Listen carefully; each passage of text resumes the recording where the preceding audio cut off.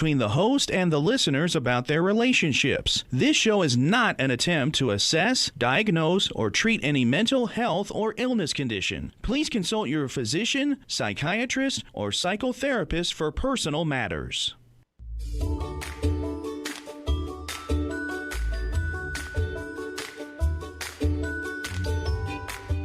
Inner Voice, a heartfelt chat with Dr. Foojan. Hello, everyone. I'm Dr. Foojan Zeine. Welcome to the Inner Voice Show, and I have Sean in studio.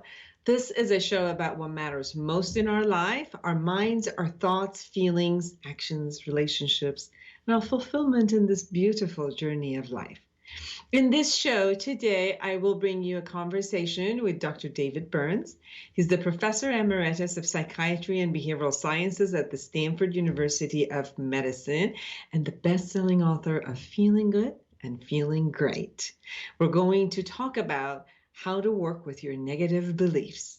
Then I will bring you Darren Gold, who is the managing partner at the Trium Group, where he advises and coaches CEOs and leadership teams at many of the world's most innovative companies, and the author of Master Your Code, The Art, Wisdom, and the Science of Leading an Extraordinary Life. We will talk about ways to become the author of your own life, choose your identity, and choose your results. So I'm going to tell you about the tip of the week. This week, I've been working on the subject of ways we might treat our mates as our children. Yes, that's what we do sometimes. Romantic relationships and marriages are under the construct of adult-to-adult relationship. However, many couples start that way and then end up with a parent-to-child relationship when they want to care, or a child-to-child relationship when they want to fight. A parent-to-child relatedness is when one partner holds a stance of up to down and that they know better, and therefore they correct the other, criticize the other, discipline the other person, punish the other, and on a caring level, they overcompensate for their mate's shortcomings, and they feel responsible for their mate's emotions and reactions, and try to avoid getting them upset, analyze their behavior constantly, and give justifications for it. Usually in these types of relationships, the one who acts like a parent becomes resentful when they only have to pay attention to the other person and not care for their own needs. They feel angry when they have their own child and really want now a mate side by side for life with themselves, but end up having all the children at home, including their mate. They get tired of this role and end up living in an angry position since the one they chose kind of like will never grow up. The one which is holding the child position gets tired of being corrected, scolded, being treated like they're less than, being controlled, not being respected for who they are, and given value for what they contribute. At one point, they get gravitated toward a person who shows up and sees them on a pedestal and they leave the relationship. So the one who holds the parent stance is left after sacrificing their time to raise the other and is left alone, since all children will leave the home someday, but with this one, with no appreciation and a lot of resentment. It is so important for the couple to become aware when they are not treating their mate as a capable and responsible adult and act like a parent, or the one who acts like a teen in the relationship and puts all the responsibility on their mate's shoulder. These relationships become unhealthy and toxic. Let's not forget that when a person chooses a mate, they're choosing them for all their greatness, strength, and compatibility. So it's important to keep that in mind when the differences show up. Each partner plays an important role. An adult who's responsible for their own thoughts, feelings, needs, intentions, and behaviors. They are in a relationship for companionship and partnership. So in this role, each can communicate and negotiate respectfully for their needs and desires, each being responsible and committed to creating happiness for themselves and the other. So please commit to creating the greatest relationship that you can as an adult. Don't go anywhere. We'll be right back with Dr. David Burns.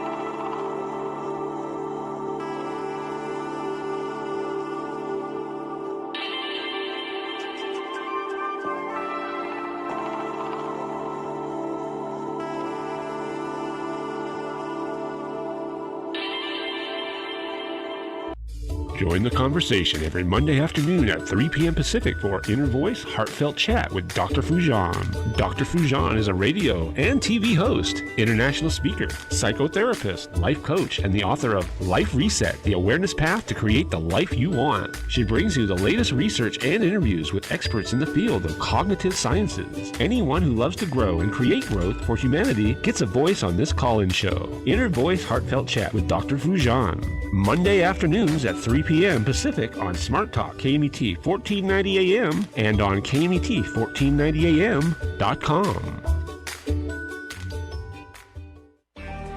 Have you ever wished you could just wake up one day, reach across your nightstand, and hit the life reset button? Let's face it, the struggles and frustrations of everyday life leave millions of women and men around the globe yearning for a new way. And the new way is right here in Life Reset, the awareness integration path to create the life you want by Dr. Foojan Zeine. You can get it now at Foojan.com or Amazon.com. Life Reset, the awareness integration path to create the life you want. You deserve it.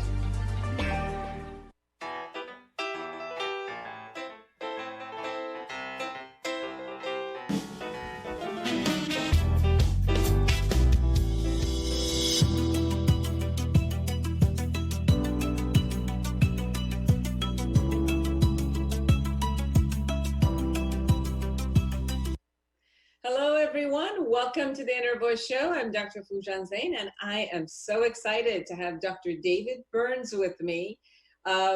He is the adjunct professor emeritus in the Department of Psychiatry and Behavioral Sciences at the Stanford University School of Medicine, and the author of the best-selling books, Feeling Good, the new mood therapy, and the Feeling Good handbook. And guess what? The good news is Feeling Great is coming up soon. So we're excited to have that book in September. I always learn so much from you, Dr. Burns, so welcome to the show. Thank you. It's always an honor to work with you and always really fun too. So thank you. Dr. Burns, with all this going on in regarding the coronavirus and the impact that it has had for a lot of people, I've come to work with many people who their thought process, and obviously with that, their emotional process goes from one extreme to the other. Many people, they catastrophize everything and everything becomes really harsh. Some people are past the initial phase and they're really dealing with their own, main issues now because they're home, they're not being bombarded with a lot of the other stimulus from outside that they used to work and do everything. So they're going back in. So there's a way that you and your model team, TEAM, works with negative belief systems. And I know that in other episodes, we've talked about a particular model that you were talking about, which you were working with someone who were suffering because their husband was a physician and he was working. And you were coming to the place of really working with their negative belief. And I think that, people who are watching us, they can really look at the model that you're talking about and relate it in this format or any type of a negative belief system format that it's coming up for them at this time.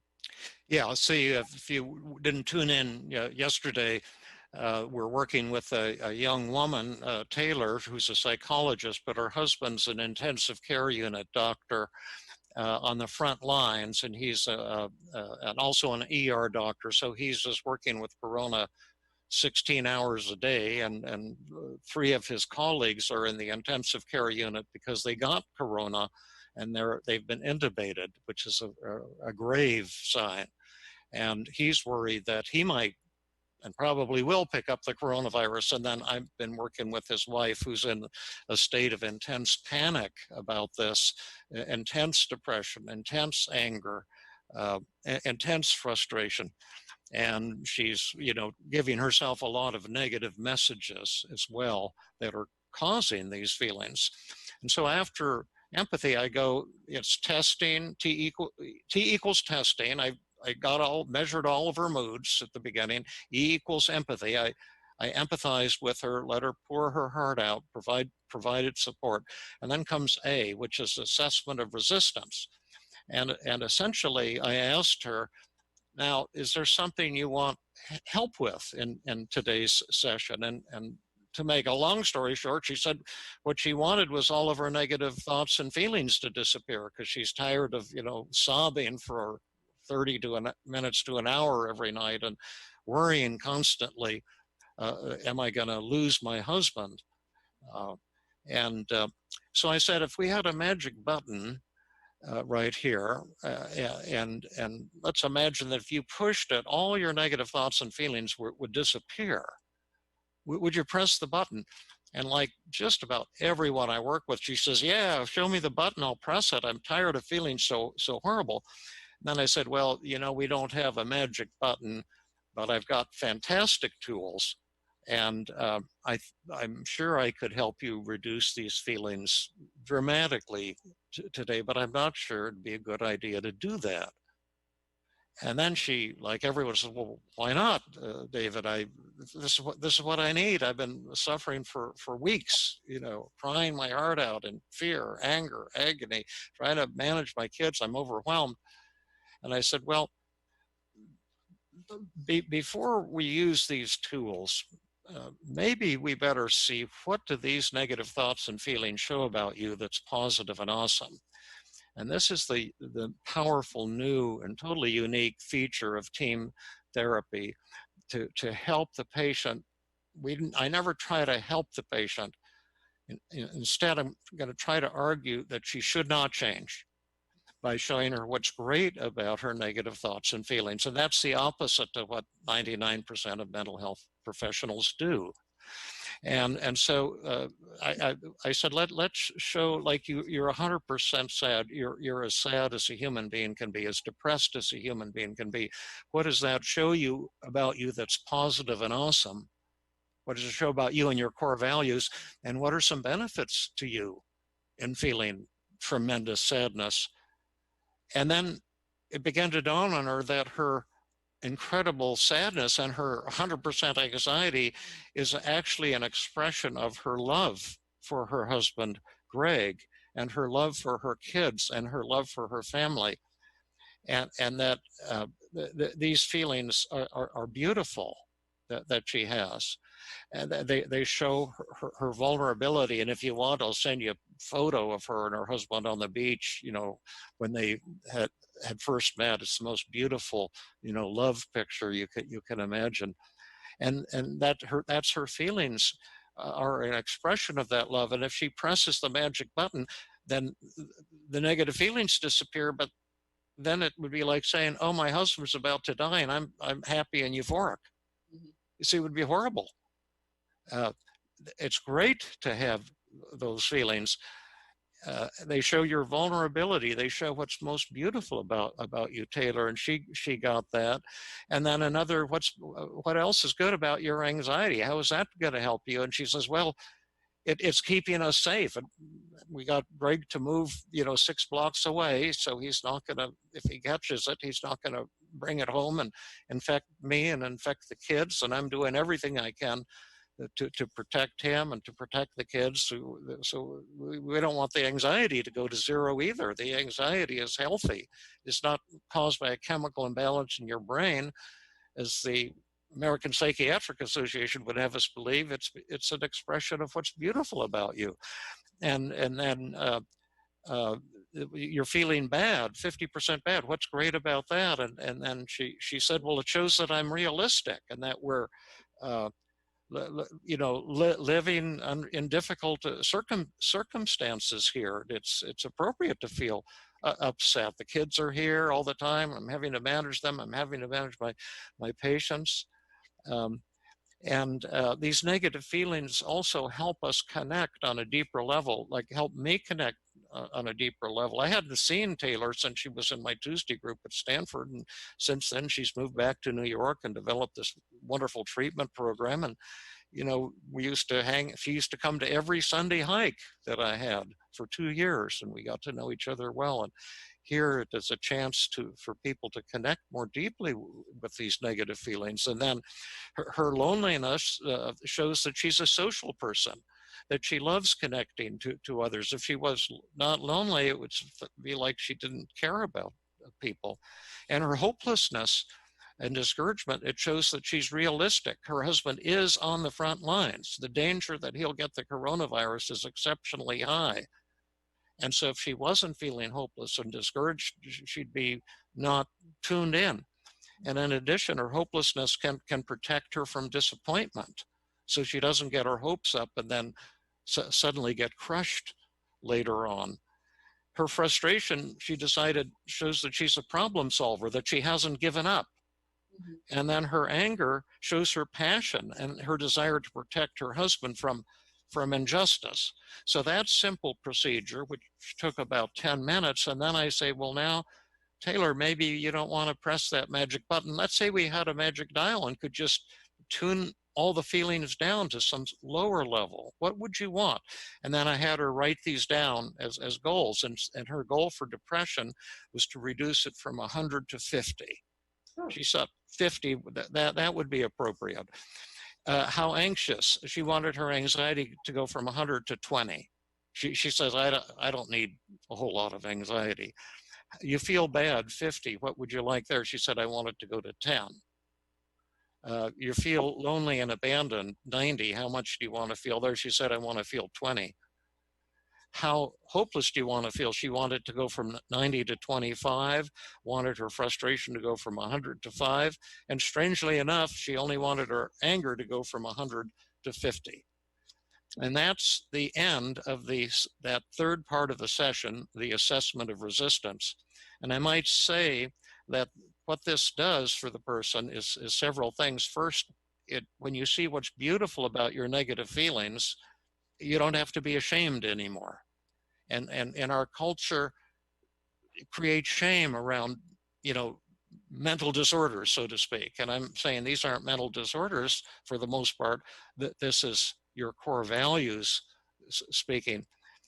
Secondly, I'm making a deal with her subconscious mind, with her resistance. I'm not telling her what to do, and I'm not trying to rescue her. I'm trying to say, we'll reduce it to these levels, but no lower, not any lower.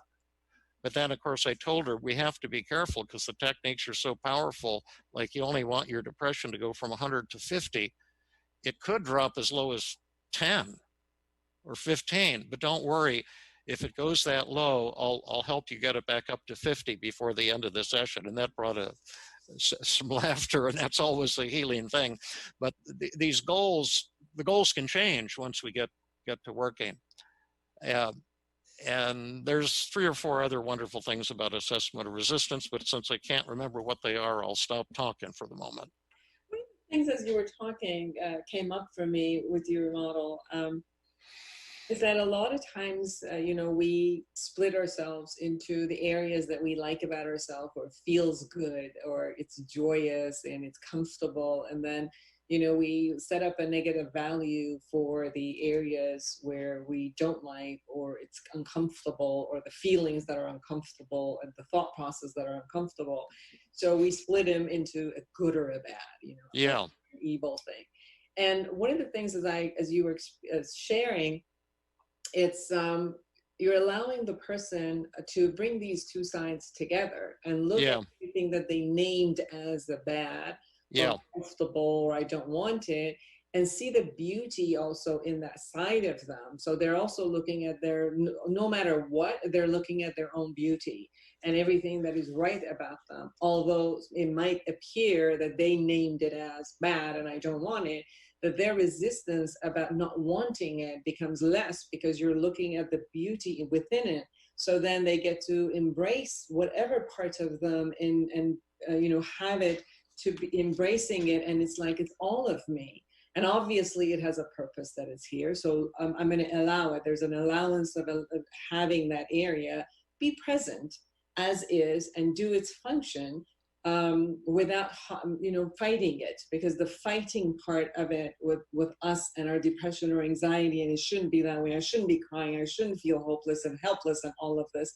It puts a lot of pressure on that person.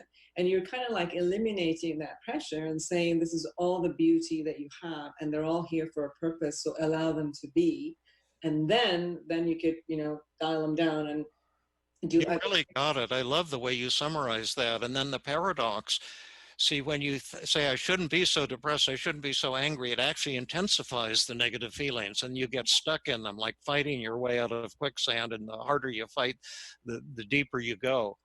And paradoxically, once I can show you what's so beautiful about your hopelessness, your rage, your shame, whatever it happens to be, once you really see it's a good thing, paradoxically, you don't need it anymore. And another reason is because you're listening to what your negative thoughts and feelings are trying to tell you. And once you hear the music behind the negative feelings, then you don't need this 100% anymore, because you've gotten the message. Absolutely. Thank you so much. As I say, I always learn from you. And for all of us who are viewing us, you can take all of what Dr. Burns has said and really look at yourself and see what parts of you may be pushing away, not accepting, and naming it bad, and how you can also embrace that and see what parts of you you can rename, or look at the functionality of it and embrace it and love it and be empathetic to that part. And stay tuned, because we're going to be back with more episodes with Dr. David Burns. Thank you. Bye now.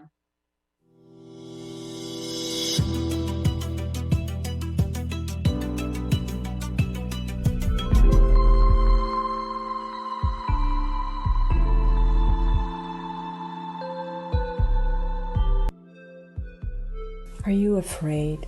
Are you getting panic attacks?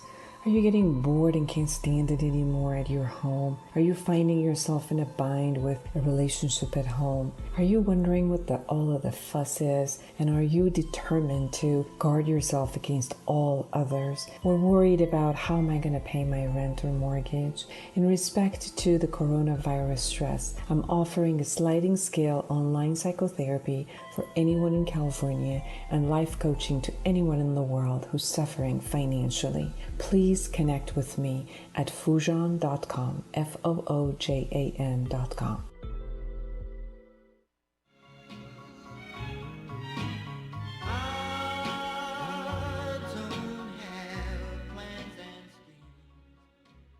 Welcome back, everyone. I'm Dr. Foojan Zeine, and I am excited to have Darren Gold with us. Darren is a managing partner at the Trium Group, where he advises and coaches CEOs and leadership teams at many of the world's most innovative companies, including Roche, Dropbox, Lululemon, Sephora, Cisco, eBay, Activision, and Warner Brothers. He is the author of the new book, Master Your Code: The Art, Wisdom, and the Science of Leading Extraordinary Life. Welcome to the show, Darren. Thank you. It's a pleasure to be on. I appreciate you having me. Of course. Now, I went through your book, and I got excited. I got elated. I felt like I'm ready to go. Like I got it. I want it. Ready to go. So that was my experience, and I hope that all of you out there who will get the book and enjoy it and have your own experience of it. So, Darren, you have spoken about how our beliefs shape our actions. Obviously, I'm a psychotherapist for 30 years, so I definitely work with a lot of beliefs. And one of the things that I really enjoyed about this book, actually, to be honest with you, is, I do business coaching, I do life coaching, I do psychotherapy, but many of the books that are related specifically to business world or don't have the psychological aspect in it. And I really enjoyed your book because obviously it was familiar to me because I read a lot of the, the psychological belief systems and theories that were there. And I really got that you've looked at all the angles, which I really enjoy. And I'm hoping that everyone who reads this book really enjoys it as much as I did. You said, how do our beliefs shape our actions? Can you share with us from your perspective, how does that work? Yeah, well, I'm a student of performance in the business setting. Most of my work is with very senior business leaders, and what I've noticed over the years is there's an architecture to performance, and it breaks down pretty simply into the following, which is we spend most of our time really looking at results. But when we start to see and ask the question, what drives results, the pretty obvious answer to that question is the actions we take, right? So there's nothing that mind-blowing in that part of the formula. The real interesting question is what's at the source of action? What determines the actions that I take and therefore the results that I get? And really, I think if I were to say, where does the book aim, is at this question of what is the source of action? And what we begin to see when we study human behavior, and I know that you're very familiar with this, is that if we want to change the actions and therefore the results we get, we have to attend to our underlying psychology. And maybe the most important part of our psychology are the beliefs that we have constructed. And the basic assertion of the book is that our beliefs are, number one, constructed, which is for many people a pretty novel realization or notion, which is, wait a second, I make up my beliefs. And of course we do, right? We construct them largely in response to our environment. They're usually safety-based, and they really drive the actions we take and therefore the results we get. And so if we want to take different actions and get different results in any dimension of life, whether it's business or family or any dimension, we have to begin to understand and reshape and shift the beliefs that we hold. And the book makes an assertion that this is essentially the human superpower, is the ability to choose the beliefs we hold. And it's in that choice that we have access to a more effective and more extraordinary life. And the book asserts that there are essentially 10 major choices or declarations we can make around the beliefs that we hold that are really fundamental to living life well. Can we talk about the 10? Sure. There's a key into changing our belief systems, and one of the first one is the awareness of it. We've got to know what it is before we could actually change it or attempt to shift it. Let us know. Yeah, I think for most people, and this was true for me for quite some time, we go through life really unaware that we hold beliefs. We just see the world and we believe it is the way it is, without really understanding that the way we see the world is a byproduct or a function of the beliefs we hold. I share in the book a story of the two shoe salesmen who take a long boat journey over the years 1900 from London to a developing country, and they get off and they walk into the village.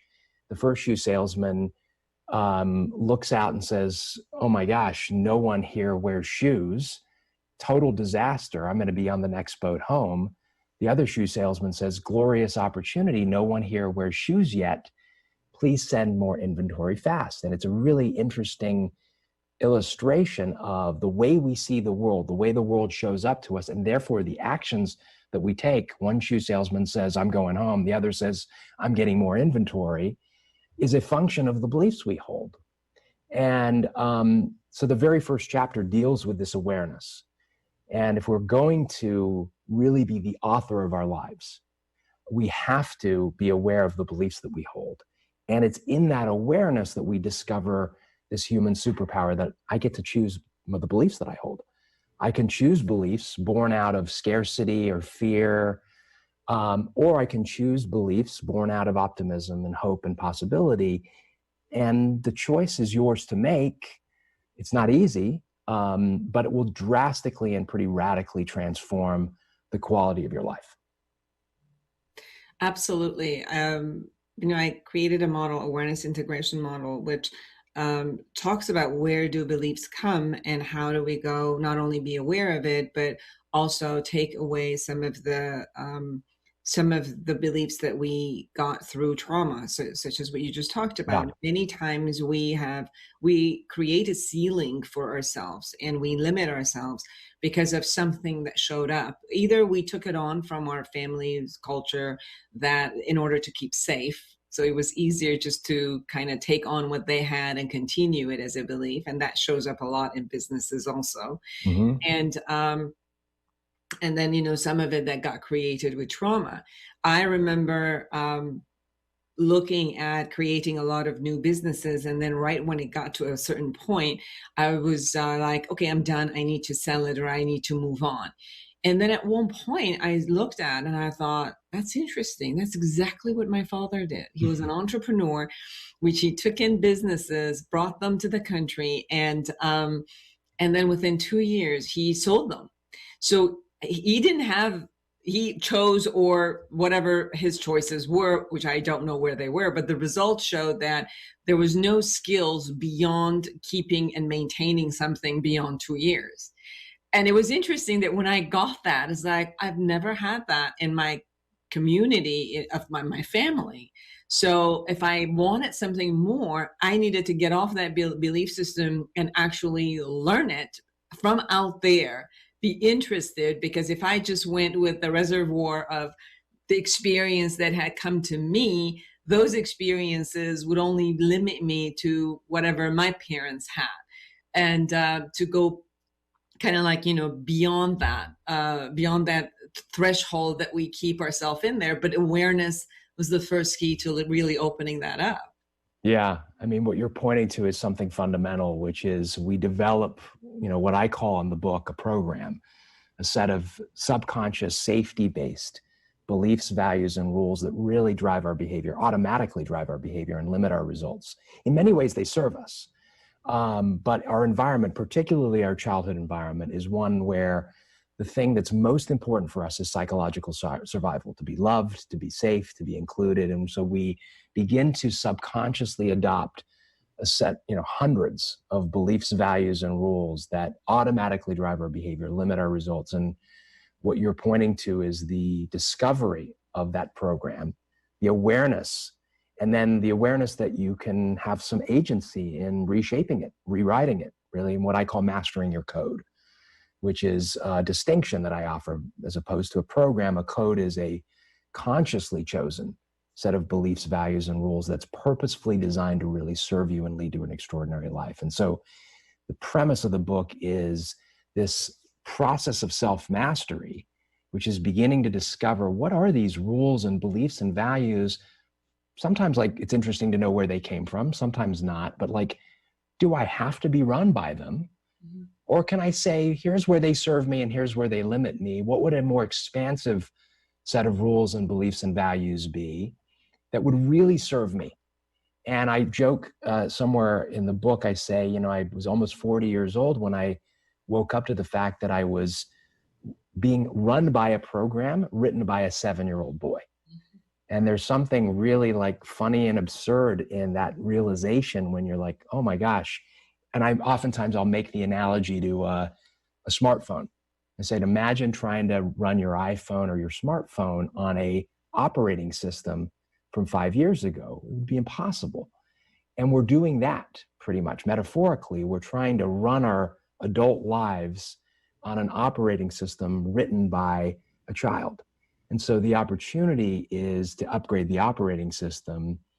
And, you know, that can be sometimes a helpful analogy for people, particularly in our sort of technological world that we live in. Definitely. What is the one belief that is most important to leading through the uncertainty, especially the uncertainty of this past, let's say, 8 months and the next year, since it has hit businesses so hard, and everyone who is either is a business owner or works for businesses. This is maybe none of our old beliefs will ever work again. Maybe none of them can hold us and pass through. And it's so uncertain that I watch my clients that are business owners or small business owners, or they're multi-billion-dollar corporations, and they're CEOs of those corporations, and they have no idea what else will happen. And it's such a in the moment making predictions and then coming back and doing something, and whoops, tomorrow something changes again. Share with us, how can we, based on your perspective and your book, work through this uncertainty? Yeah, it's a great question. And there's one, what I would call sort of meta belief, that may be the most important belief that we hold, and offers the opportunity for greatest growth. And that is the belief that we hold about our circumstances. And I devote an entire chapter to it. And I start by referencing the psychological concept that I'm sure you're familiar with, which is called locus of control. And this is something we've known for now 50 plus years, that human beings lie somewhere on a spectrum in regards to the beliefs around my ability to shape my circumstances. On one end of that spectrum is a very powerful belief, an internal locus of control, what I call a responsible mindset, which says I shape my circumstances. There's always something I can do to affect any situation. I go so far as to say I'm 100% responsible for every situation. It's pretty radical. On the other end of the spectrum is a very common and what I would call the default human belief, which is circumstances shape me, events happen to me, there's very little I can do to affect my situation. And sometimes that's true, but it's not a very powerful belief to hold. And so a lot of the work that I do, even with very senior business leaders, is to have them begin to notice, when are they operating out of an external locus of control, what I call a victim mindset? When do they render themselves powerless by saying the situation is so overwhelming, so complex, there's very little I can do. And we usually are in that mode when we're complaining, judging, or blaming. And we're doing that all the time. And so I offer one of the most powerful ways to switch into a responsible mindset, this belief that I shape my circumstances, there's always something I can do, is to ask the question, what would I do if I were 100% responsible for this situation? And people don't like that question, because oftentimes they mistake it for blame. I'm blaming myself. And that's really not what I'm talking about.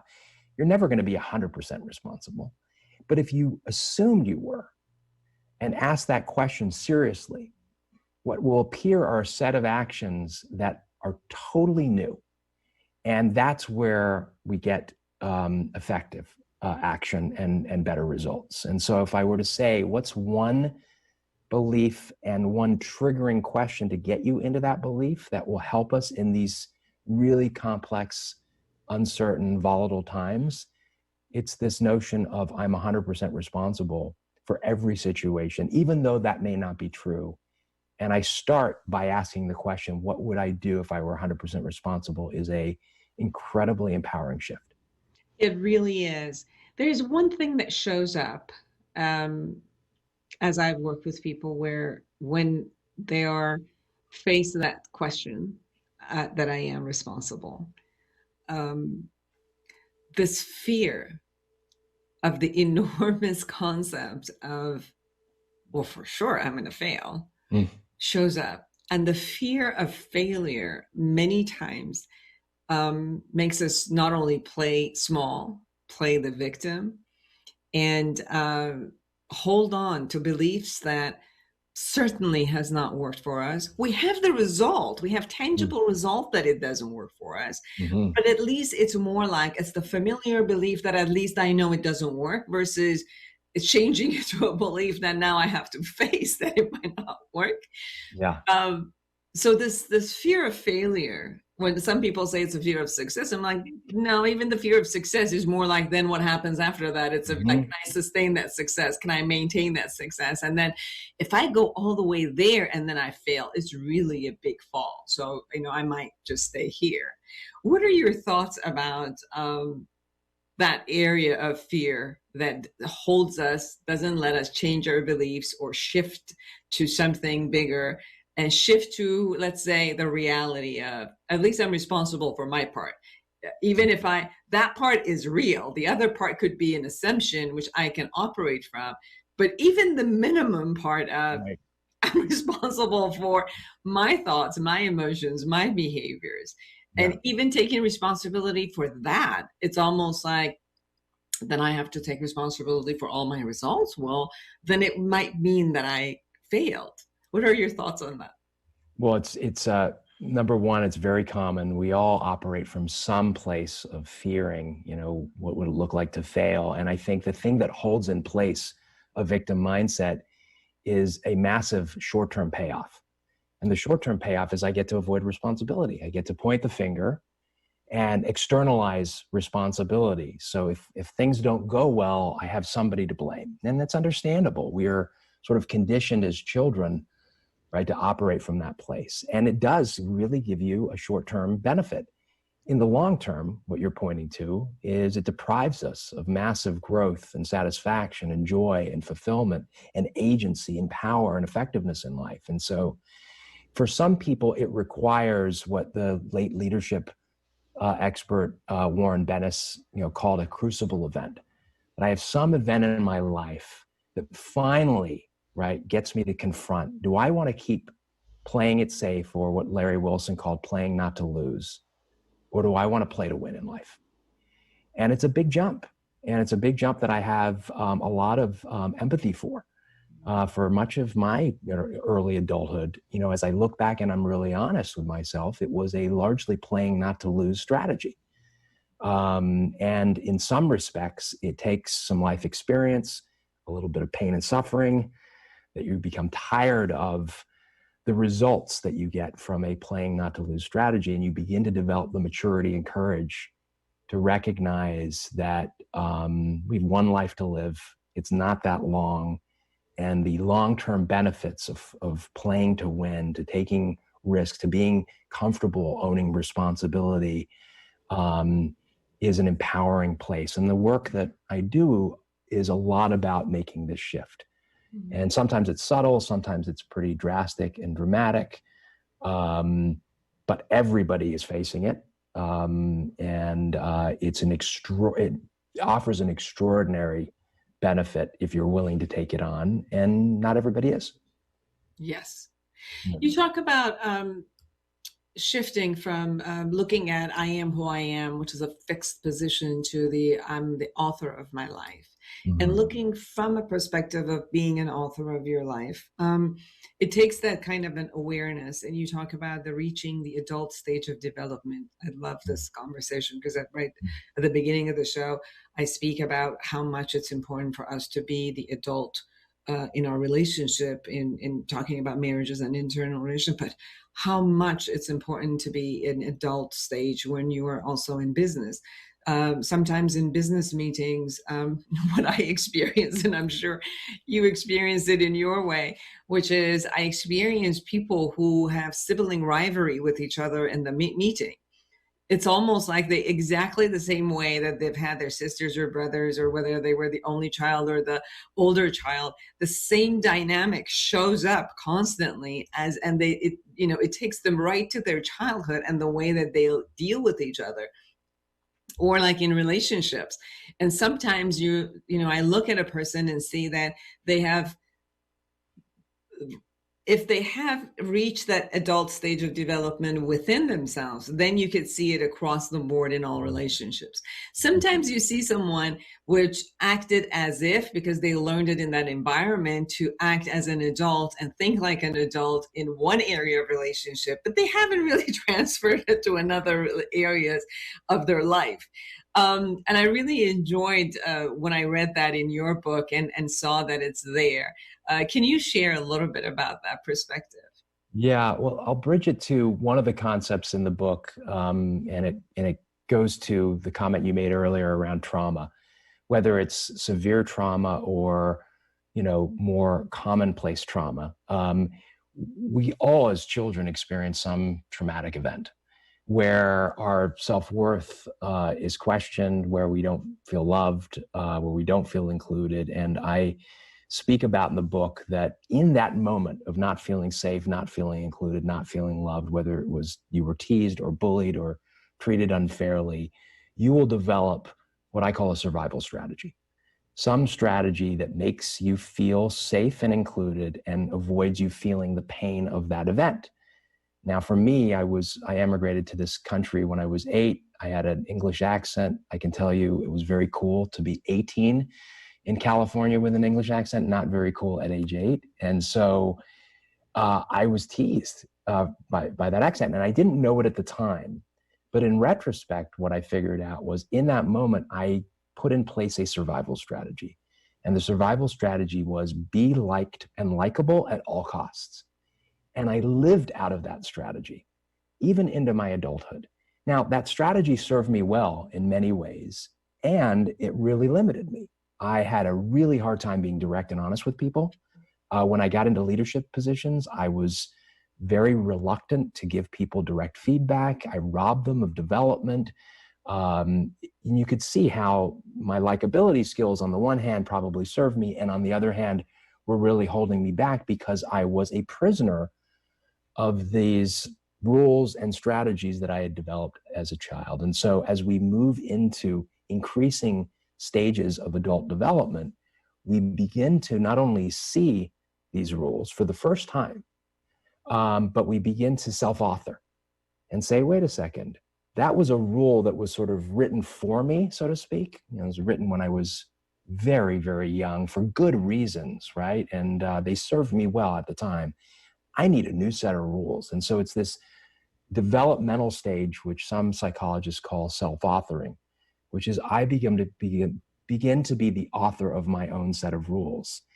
And that happened for me. I said, wait a second, no longer do I have to be likable. It's not a bad thing, but I don't need to be driven by it, right? I can be likable when I need to and put my likability at risk when I need to. And the range of actions that was available to me out of that developmental stage was enormous. I'm now able to have direct and honest and kind conversations with people in ways that I just couldn't. And I didn't even know why I couldn't, right? It just wasn't available to me. And so this is this notion of as we move through increasing stages of development, we begin to have more agency over the kinds of rules that are running us. And rather than run us, we're intentionally authoring them so that we're mastering our lives, not the other way around.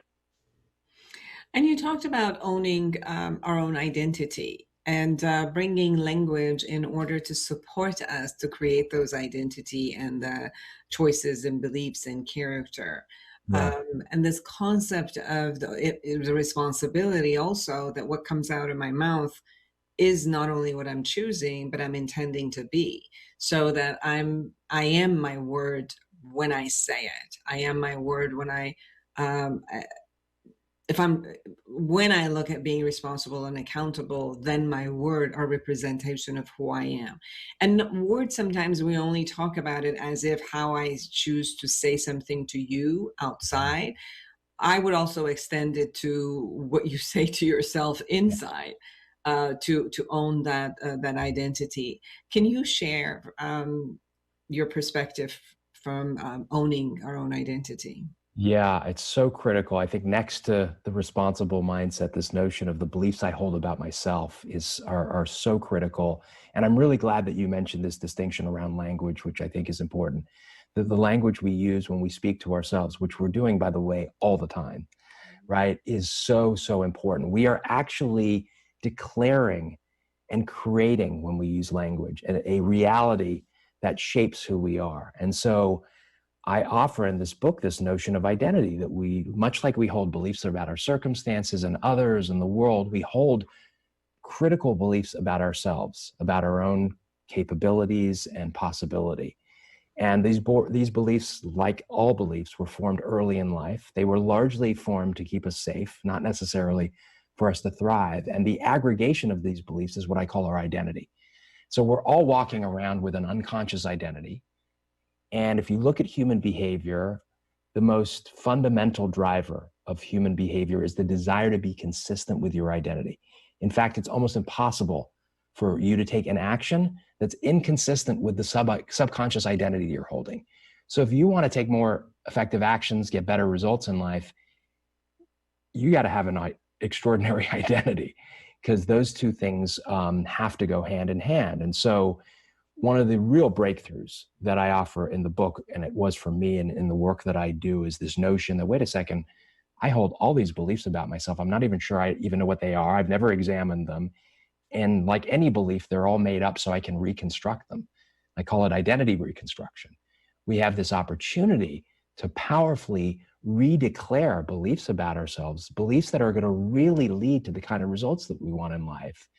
And that is a big, big opportunity. And it's an important part of what I offer to people as a daily practice, was this notion of an identity statement that we begin to consistently assert beliefs about ourselves that will conform to the kind of life that we want to live and lead.